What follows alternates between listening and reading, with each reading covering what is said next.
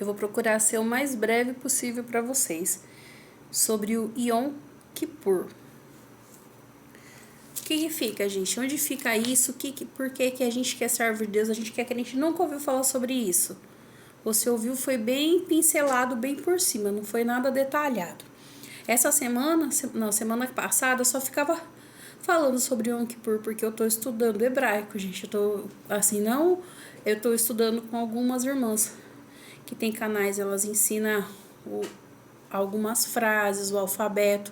E desde o começo do ano o Senhor põe no meu coração para mim aprender hebraico. Daí, junto com isso, eu tô aprendendo as tradições, os costumes do povo de Israel.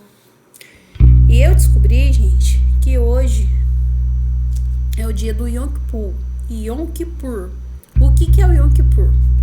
Tá lá em Levíticos. Eu vou ler para vocês, vou falar para vocês a origem do Yom Kippur e o que significa para nós no dia de hoje. Era o dia, gente, da expiação dos pecados. Era aquele dia que o sumo sacerdote entrava lá no Santo dos Santos e fazia expiação pelo pecado de Israel inteiro, do povo inteiro, já simbolizando o Senhor Jesus que vinha morrer pelo mundo todo. Daí naquele dia o Senhor estabeleceu para o povo que era para eles fazerem um jejum coletivo, todo mundo. É para fazer um jejum de 25 horas e ali ia ser expiado todos os pecados deles, ia ser aberto os livros e Deus ia dar uma oportunidade de mudar decretos. Se tivesse decreto de morte, Deus ia trazer decreto de vida, ia falar o que ia acontecer no próximo ano. Era uma oportunidade que as pessoas tinham de se quebrantar.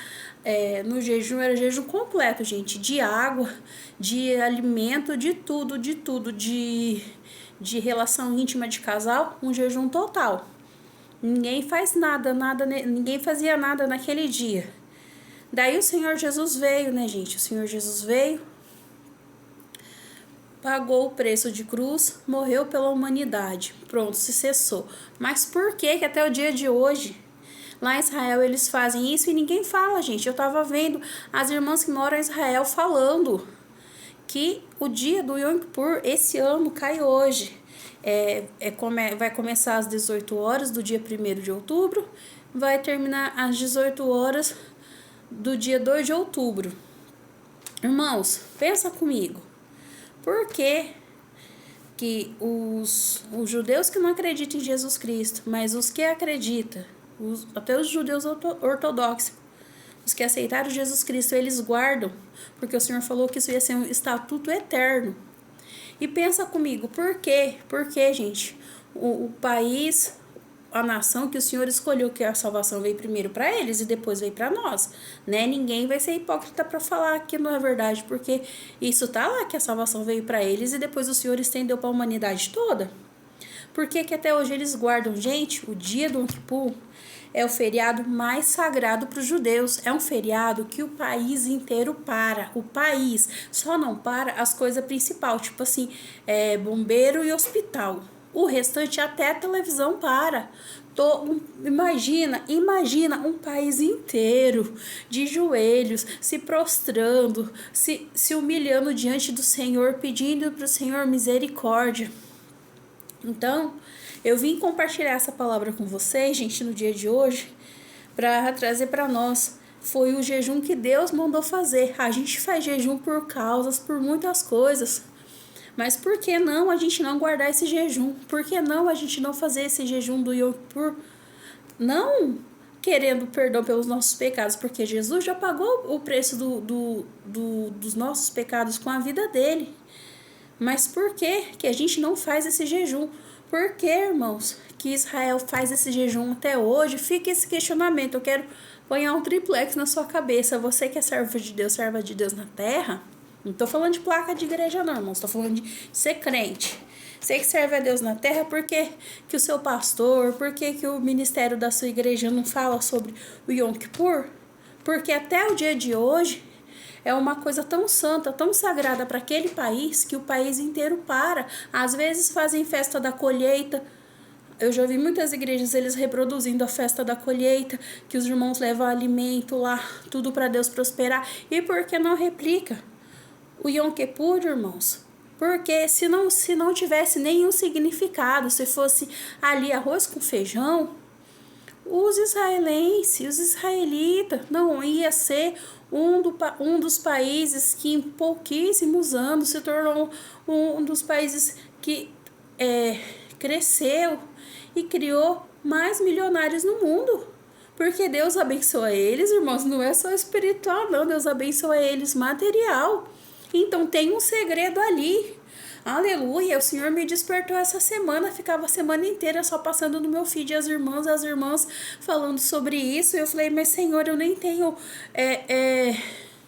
profundidade. O Senhor falou, é a minha palavra, leia a minha palavra. Daí eu comecei a ler, irmãos. Foi em Levíticos, depois eu vou mostrar para vocês aqui a leitura.